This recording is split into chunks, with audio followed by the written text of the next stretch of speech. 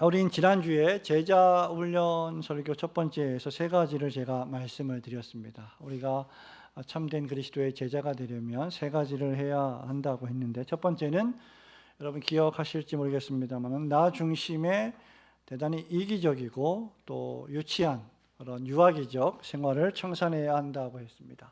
두 번째로는 다른 사람이 나보다 더 그리스도를 잘 따르도록 먼저 예수님을 믿었던 내가 그리스도인이 먼저 그들을 잘 돕는 일이다라고 했죠. 그리고 마지막으로는 이 일은 그렇기 때문에 내 능력이 아니라 오직 예수 그리스도의 십자가와 죽음에서의 부활, 승천, 그리고 다시 오실 예수 그리스도를 믿는 믿음이 있어야 한다. 그 십자가와 그 부활의 능력으로 살아가는 것이 제자 훈련이다. 이렇게 말씀을 드렸습니다. 자, 그렇기 때문에 어떤 의미에서 우리는 선교라고 하는 것이 또는 전도라고 하는 것이 단순히 해외에 우리가 선교사를 파송하거나 우리가 선교 헌금을 하거나 보내거나 하는 그런 것만을 의미하지는 않습니다.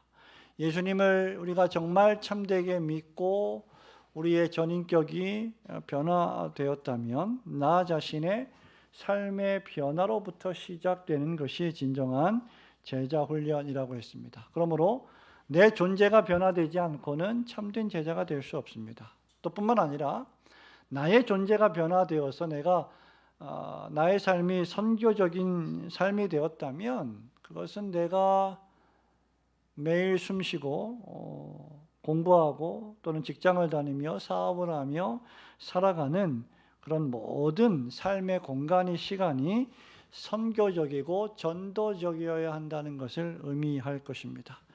자, 계속해서 오늘은 우리는 이 히브리서의 짧은 두 구절을 중심으로 어디서 우리가 이런 제자 훈련을 해야 할 것인가 라고 할 때 제자 훈련의 장소로서의 우리가 살아가고 있는 삶의 모든 장소인 세상과 그리고 특별히 하나님께서 우리에게 주신 교회라고 하는 공동체에서 어떻게 제자 훈련을 할 것인가를 살펴보려고 합니다. 우선 첫 번째로 모든 그리스도인들은 우리가 살아가고 있는 발붙이며 살아가고 있는 이 세상에서 그리스도의 제자로 살아가는 훈련을 해야 합니다. 다시 말하면 우리는 교회에 나올 때만 그리스도의 제자가 아니라 교회당에 나오지 않을 때에도 그리스도의 제자이어야 한다는 말입니다. 우리 24절 말씀만 한 절 더 볼까요? 서로 돌아보아 천천히 읽어봅니다. 시작.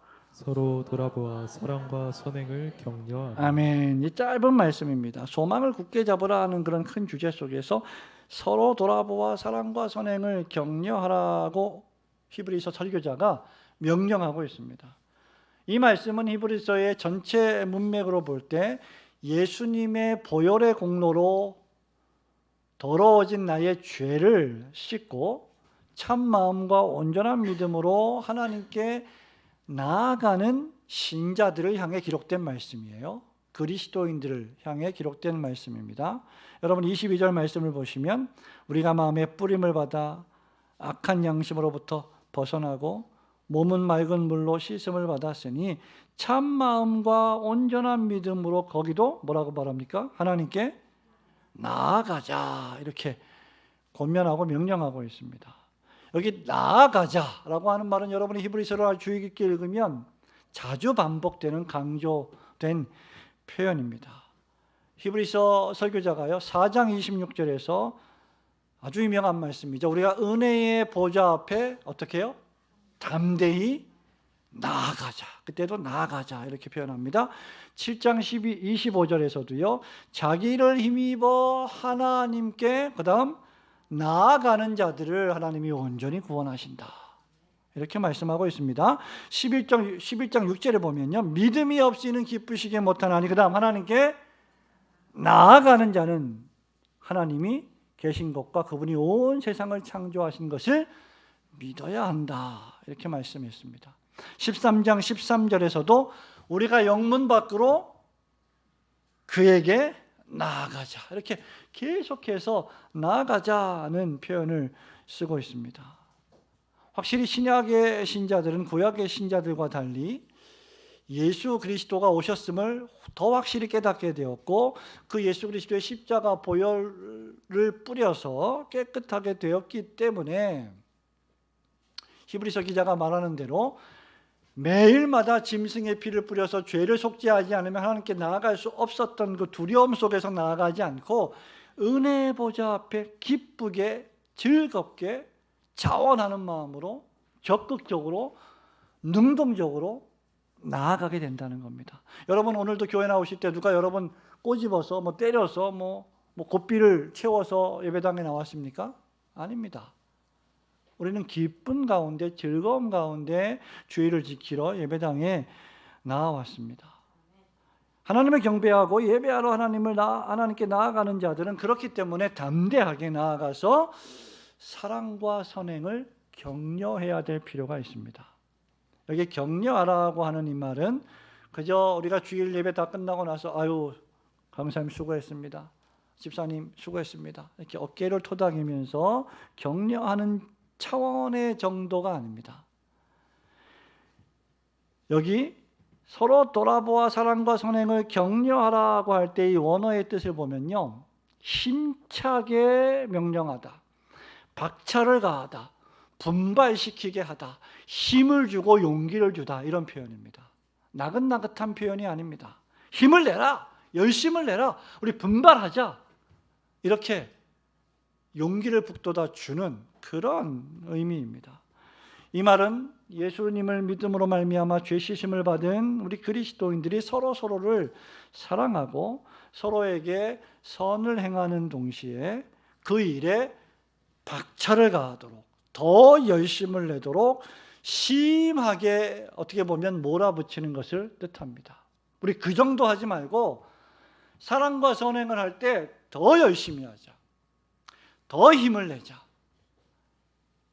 이렇게 힘을 내자고 서로 권면을 하는 것이죠. 여러분 어떤 사랑과 선행입니까? 히브리서 6장 10절에 따르면 이것은 성도를 섬기는 일입니다. 우리가 여러 가지로 성도를 섬기지요.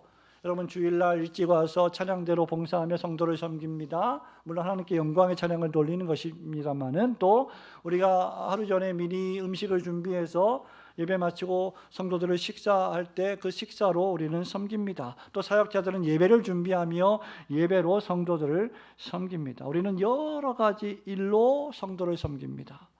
10장 32절에 따르면 이 사랑과 선행을 격려한다고 할 때 이 사랑과 선행은 그리스도의 십자가 복음을 증거하는 일로 말미암아 당하는 여러 가지 고난을 견디는 것입니다. 33절에 따르면 비방과 환난으로서 사람에게 구경거리가 되고 또 그런 구경거리가 된 성도들의 친구가 되어서 그 곁에서 그 구경당하는 모욕을 같이 당해주는 것, 이것이 사랑과 선행을 격려하는 일입니다. 33절에 4절에 따르면 감옥에 갇힌 자를 찾아가서 위로하는 것이고 또 예수를 믿는 믿음 때문에 우리의 재산의 일부를 빼앗긴다고 해도 오히려 기뻐하는 것을 의미합니다. 이때 필요한 것이 인내이다라고 말하고 있습니다. 36절에 보니까 너희에게 인내가 필요하면 너희가 하나님의 뜻을 행한 후에 약속하신 것을 받기 위함이라. 여러분 이게 사랑과 선행이에요. 그러니까 그냥 사랑과 선행이라는 건 좋은 감정, 온유한 마음의 상태, 좋게 말해주는 말, 이 정도가 아니라는 것이죠. 그리스도의 제자된 이러한 성도의 삶은 확실히 하나님께 나아가서 제사와 경배를 드리는 이 성전에서의 삶, 제사 드리는 삶, 신약의 예배당에서 회당에서 말씀을 공부하고 예배를 드리는 삶 뿐만 아니라 그렇게 하나님의 은혜를 받고 다시 강복선언을 통하여 복을 받은 후에 예배를 마치고 제일 마지막에 복을 받은 후에 세상으로 나아가서 그리스도인으로 살아가는 삶을 포함합니다. 예수님은 산상수훈인 마태복음 5장 13절 14절에서 이런 성도의 삶을 소금의 삶이요 빛의 삶이라고 불렀습니다. 16절에서 너희 빛이 사람 앞에 비치게 하여 그들로 너희 착한 행실을 보고 하늘에 계신 너희 아버지께 영광을 돌리게 하라고 명령하셨습니다. 그러니까 확실히 세상은 우리 그리스도인들이 제자로 살아감에 있어서 훈련하는 최적의 훈련 장소가 됩니다. 세상과 교회에서의 사랑과 선행의 실천은 참된 신앙 고백의 표지요 열매입니다. 내 속에 정말 하나님의 사랑이 임했고 예수님의 핏부림을 인해서 죄를 용서받았고 영원한 생명을 소유했다면 그는 필연적으로 여러분 옆에 있는 동료 그리스도인들을 향한 사랑의 감정이 생길 것이고 그 성도를 사랑하고 그 성도를 위하여 살아가게 될 것입니다. 세상에 있는 사람들을 사랑하는 가장 최고의 선행은 바로 그런 의미에서 세상에 있는 내 친구들에게, 가족들에게, 사람들에게 이 복음을 전해주는 것입니다. 죄사함의 복음, 영생의 복음, 구원의 복음을 전해주는 것입니다. 그들에게 하나님의 창조, 인간의 죄와 타락으로 말미암은 세상에 만연한 이 죄, 전쟁, 살인, 사기, 도적질 이 모든 것들의 원인을 설명해주고 회개를 촉구하며 구세주 예수 그리스도를 믿으라고 초청해야 합니다. 그렇게 하기 위해서 우리는 불신자와 담을 쌓고 살아갈 것이 아니라 이 세상과 완전히 담을 쌓고 어떤 이단들이 하는 것처럼 산으로 들어가거나 어디 은밀한 곳에 피해서 단절된 삶을 사는 것이 아니라 불신자들과 세상 속에서 우정을 맺고 살아가야 합니다. 친분을 맺고 살아가야 합니다. 이것이 세상에서의 실제 제자 훈련의 첫걸음입니다. 여러분 가족 중에 안 믿는 그런 가족이 있다면 우리는 먼저 그 가족과 우정을 쌓아야 하고 사랑을 실천해야 하고 친분을 쌓아야 합니다. 그리고 여러분 직장에서 사업장에서 안 믿는 사람들과 함께 호흡하고 있다면 그들에게 복음을 전하기 위해서 친분과 그리스도인으로서의 우정을 쌓아가야 합니다. 바울은 로마서 14장 7절에서 신자는 누구든지 자기를 위하여 사는 자가 없고 또 자기를 위하여 죽는 자도 없도다라고 말했습니다. 이거 바울의 인생관이죠. 바울의 자기 삶의, 자기 인생의 철학, 자기 인생의 가치관이라고 할까요? 표어라고 할까요? 이거 딱 하나입니다. 나를 위해 살지 않는다. 오직 철저하게 예수 그리스도를 위하여 산다. 날 위하여 당신의 생명을 희생해 주신 그리스도 외에는 다른 모든 것을 더러운 배설물로 여길 정도라고 바울이 말했습니다. 그래서 바울은 철저하게 주님을 위해 살았고 주님을 위해 죽었습니다. 역시 마찬가지로 우리도 동일합니다. 우리 그리스도인 중에 주님의 십자가를 믿는 그리스도인 중에 나를 위하여 사는 그리스도인이 있다면 그런 참된 그리스도인이라고 하는 의미를 깨닫지 못한 사람일 것입니다. 왜냐하면 우리가 살아도 주님의 것이고 죽는 순간에도 주님의 것이기 때문이죠. 그래서 우리는 주를 위해 살 때 바로 나의 가족과 이웃과 세상에서 하나님의 구원을 받아야 할 사람들을 위하여 살아가는 것이죠. 그것이 제자입니다. 아더 핑크 목사님이 요한복음 강해 설교로 유명하신 분이신데요. 그 요한복음 또 본문 설교에서도 그렇지만 이 히브리서에서도 또 이렇게 말합니다. 우리 각자는 우리가 관계하는 사람들에게 도움을 주지 않으면 장애가 되고 축복이 되지 않으면 저주가 된다. 그 중에 당신은 어느 곳에 속하는가?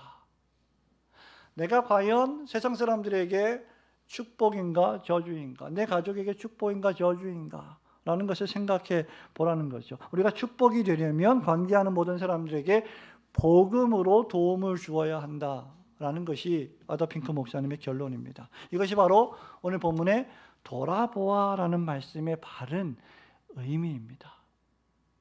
여러분 교회 교인 중에 누가 나오지 않거나 친구 중에 누가 나오지 않거나 아프거나 실족하거나 하면 어떻게 해야 합니까?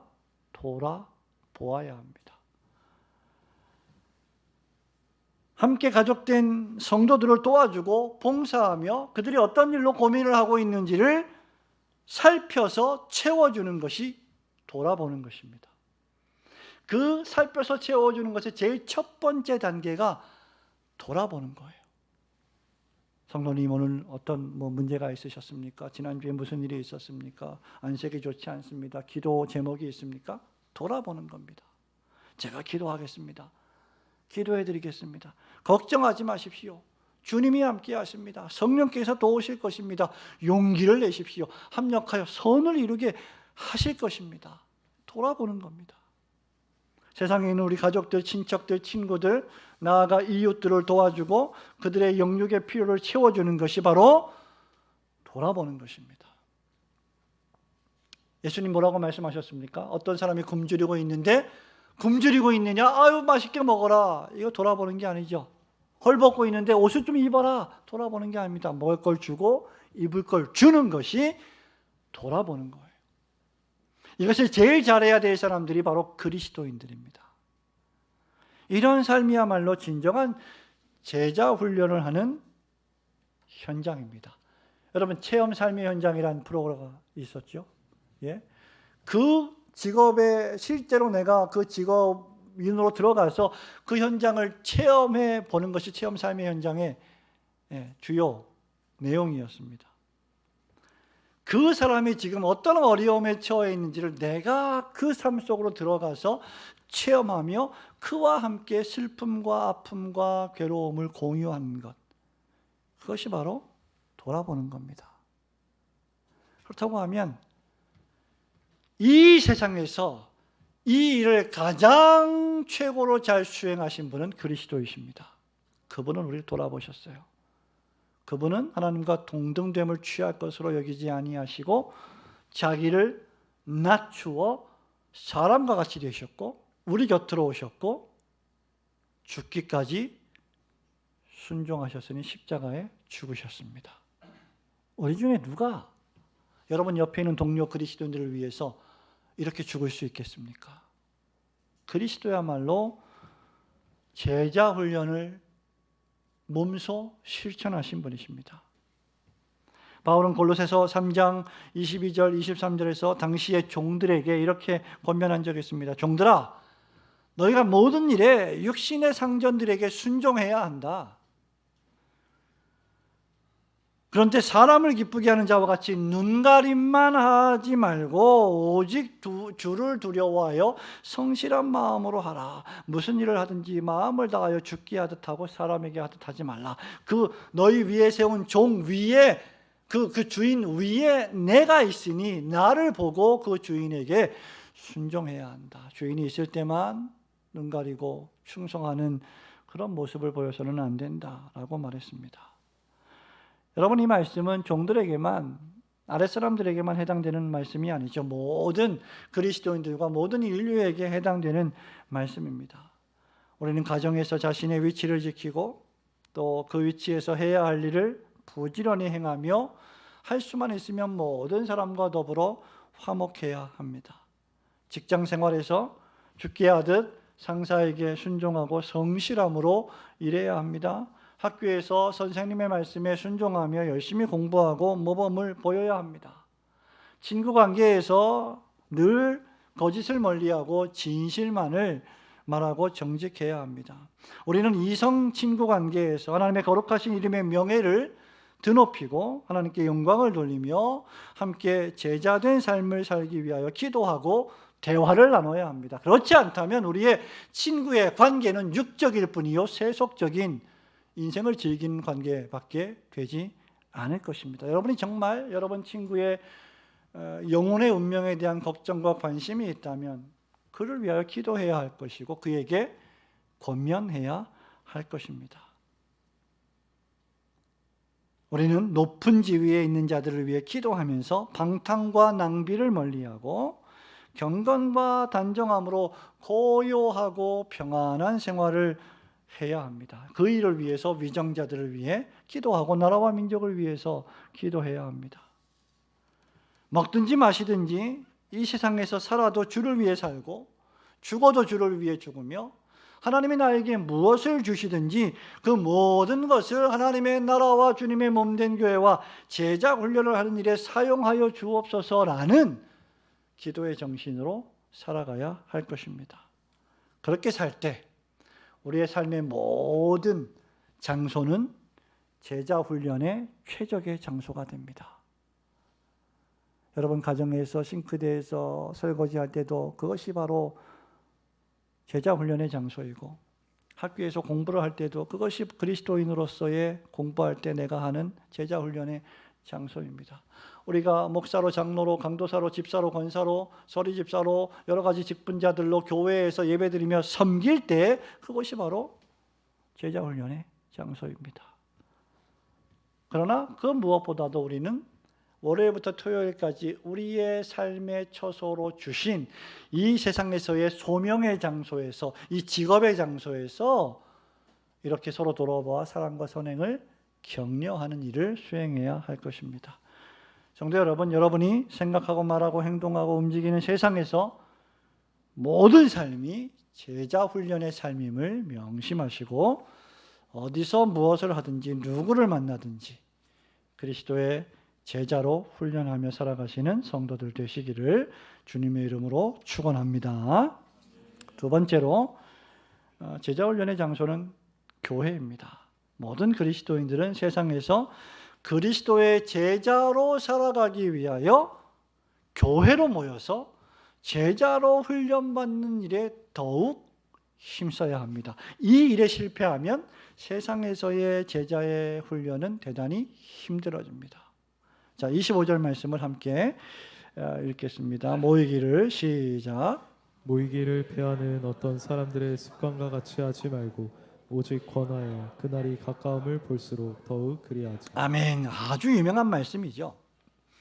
히브리서 설교자는요, 두 종류의 사람을 여기서 대조하고 있습니다. 첫째는 모이기를 패하는 사람이에요.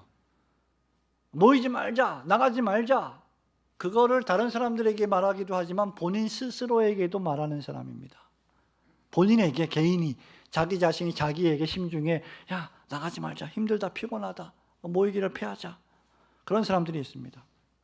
동시에 둘째는 그런 사람들과는 달리 더욱 모이기에 힘쓰는 사람이 있습니다. 25절에 여러분 잘 보십시오.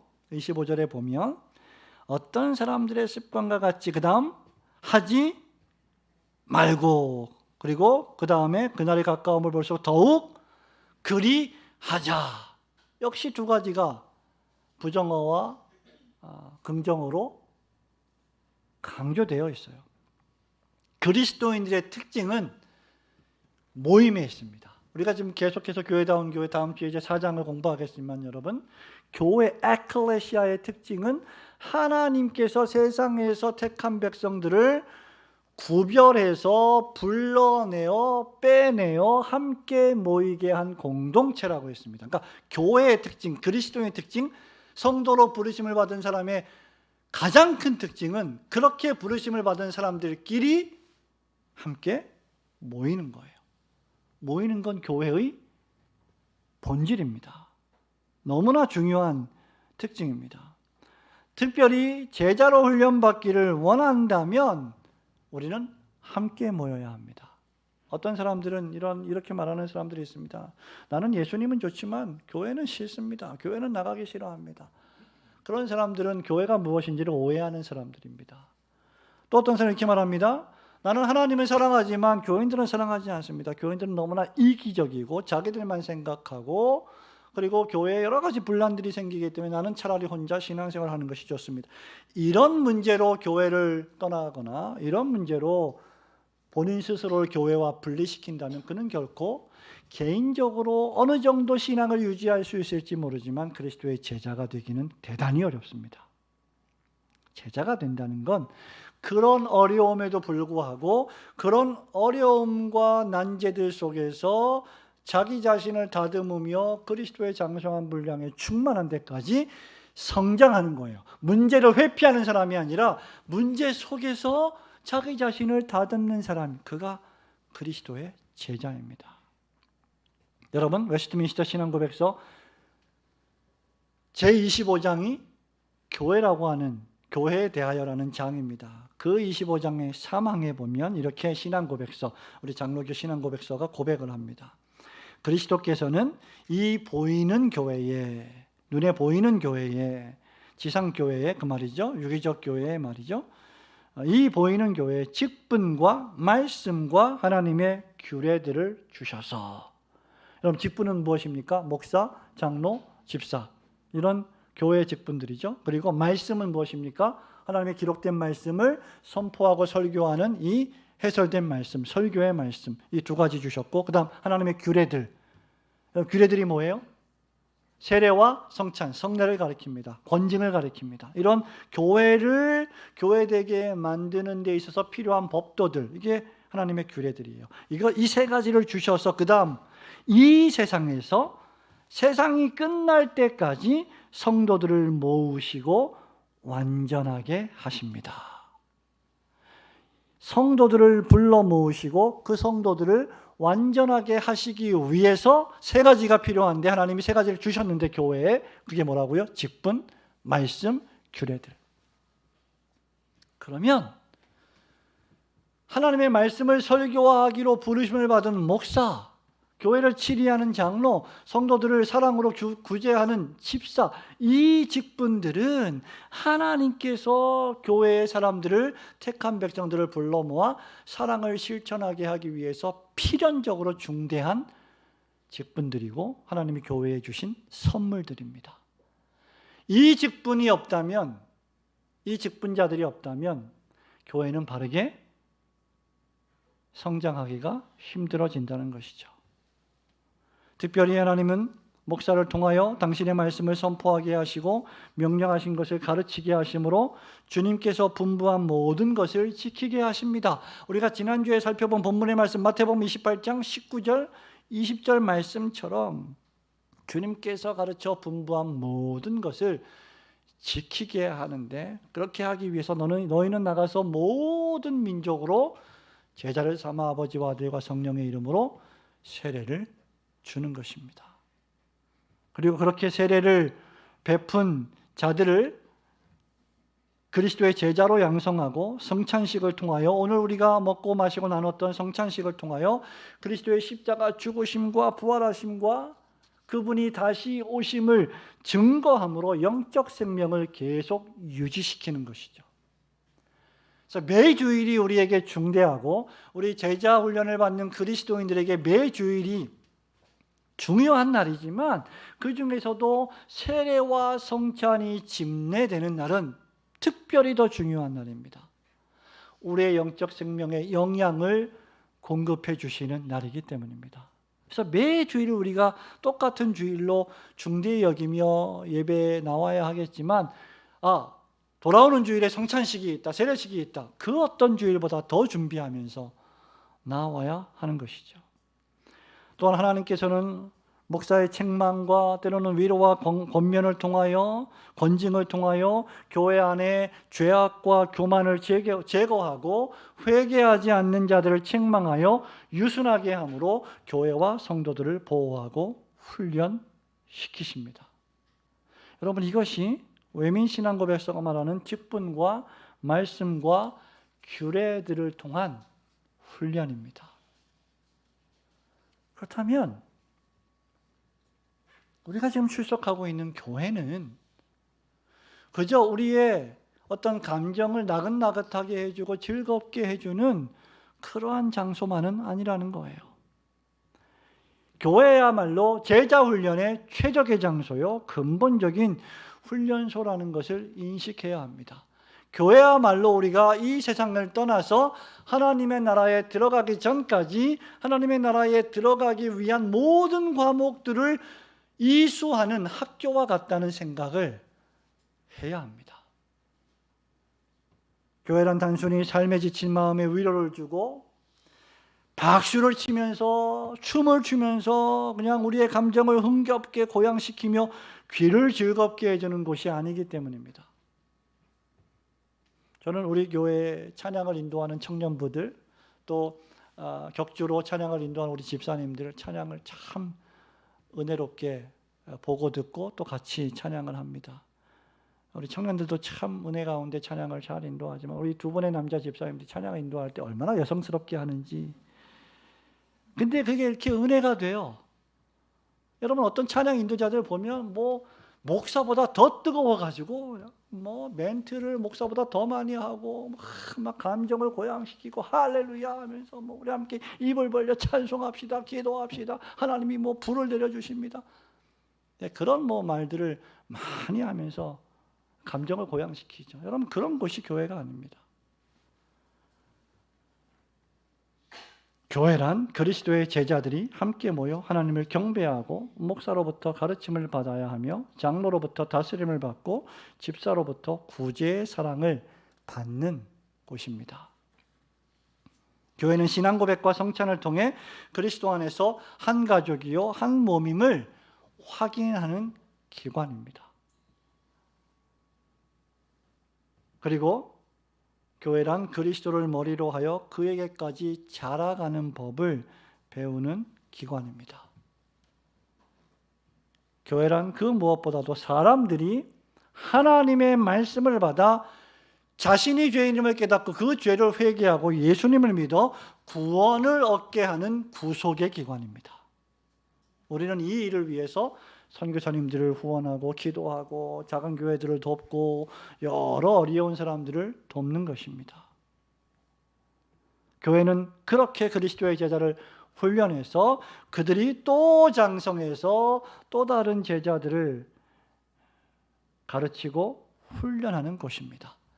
그렇기에 교회는 모여야 합니다. 모이지 않고 무슨 일을 할 수가 있겠습니까?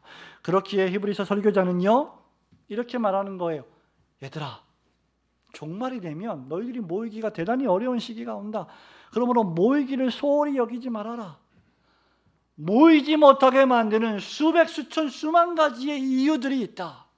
그래서 어떤 사람들이 이런 이유에 미혹이 돼서 모이지 않고 있다, 나가지 않고 있다, 교회를 가지 않는다.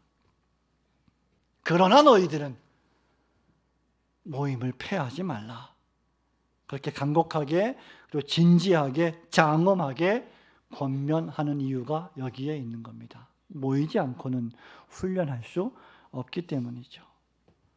교회는 정기적으로 반복하여 계속 모여야 합니다. 목사님 너무 힘이 듭니다. 예, 힘들어도 모여야 합니다. 여러분 다윗의 세 용사들이 다윗을 따를 때 전쟁할 때 얼마나 피곤하고 힘들었습니까? 칼과 칸과 여러분 칼, 창 뭐 이제 흥분해 갖고 말이 이 무거운 무기들을 들고 방패를 입고 수많은 적들과 싸우는데 얼마나 쉬고 싶었겠어요. 그런데 그 유명한 말씀, 저들이 피곤하나 따르니, 이게 다윗의 세 용사들이에요.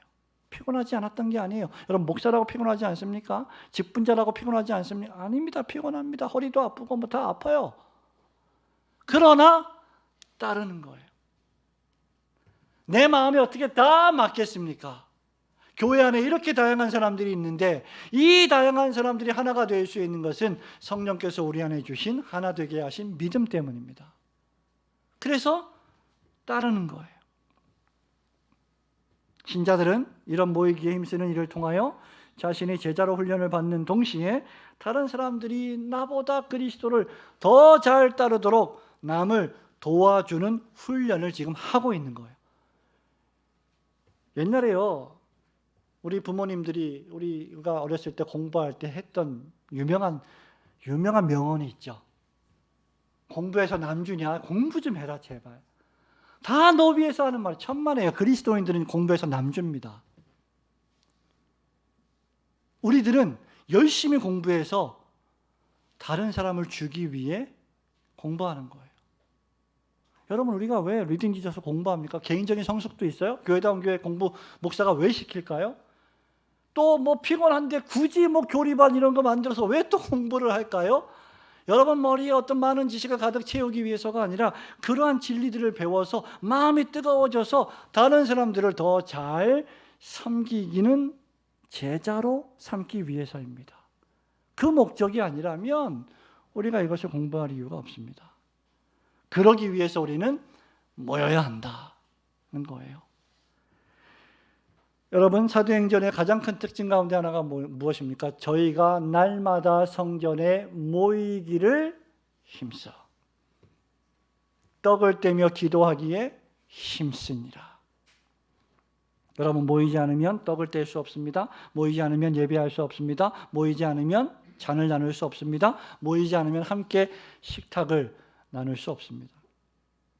초대교회 성도들은 예수님을 개인적으로 영접했고 가정에서 교회당에서 정기적으로 함께 모였고 사도의 설교를 통하여 가르침을 받았고 떡을 뗐고 애찬을 나눴고 성찬을 나누었습니다. 기도에 힘썼습니다. 그런 교회가 예루살렘 교회가 되었고 그 교회에 하나님이 복을 주셨고 날마다 믿는 자들을 더하게 해주셨고 온 유다와 사마리아와 땅끝까지 이르러 주님의 복음을 전하는 세계 선교의 중심지가 되게 하셨습니다.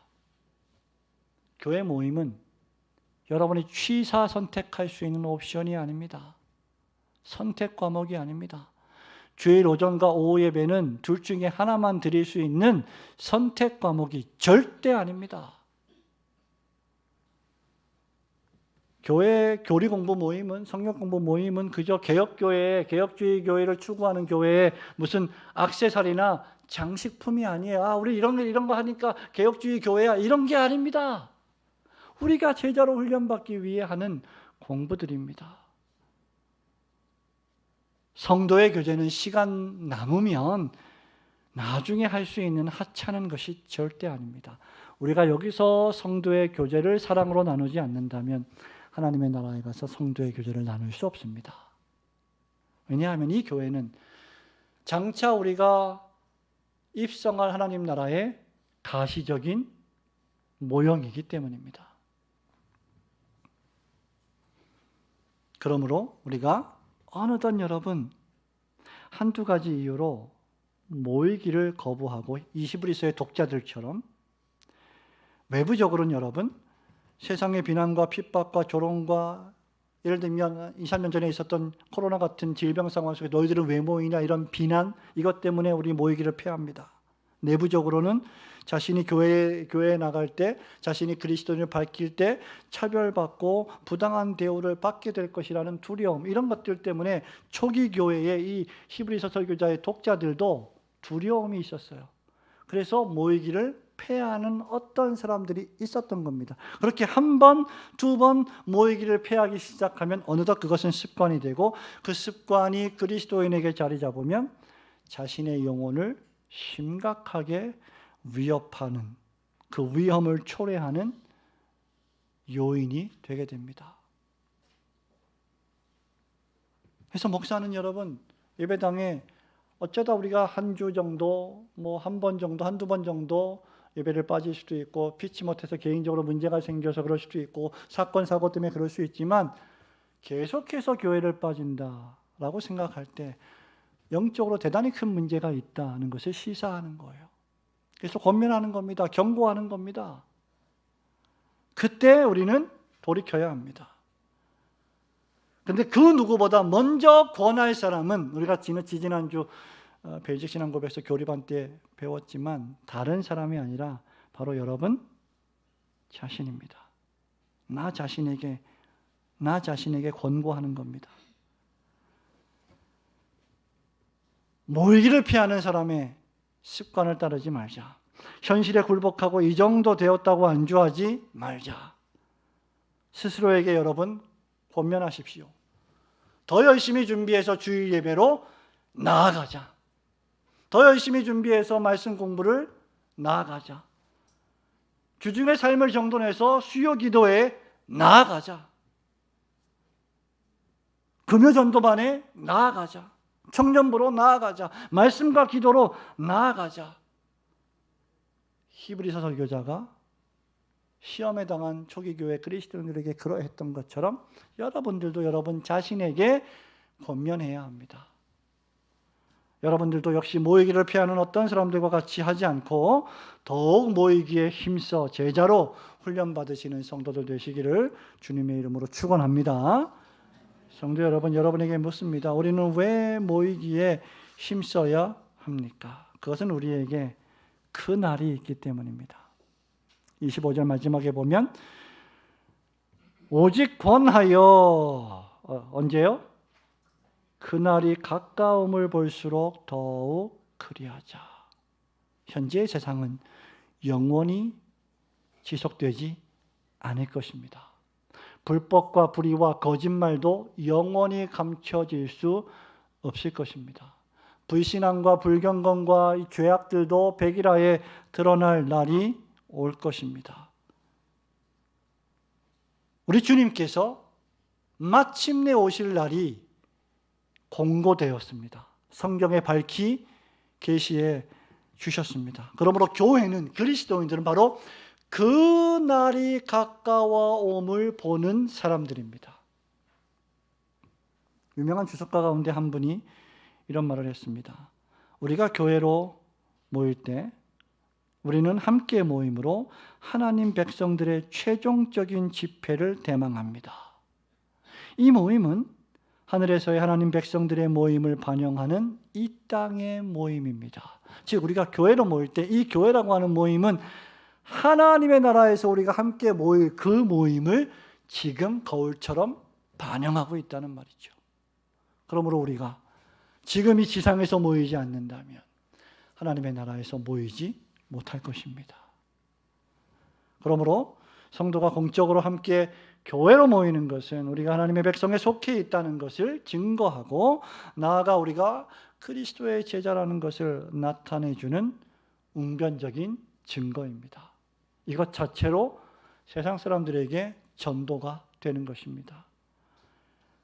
여러분이 우리 모두가 다 교회에 모이기를 힘써 부지런히 그리스도의 제자로 훈련받아 세상에서 그리스도의 제자로 말과 행실의 복음을 전하며 하나님께 영광 돌리시는 성도들이 되시기를 주님의 이름으로 축원합니다.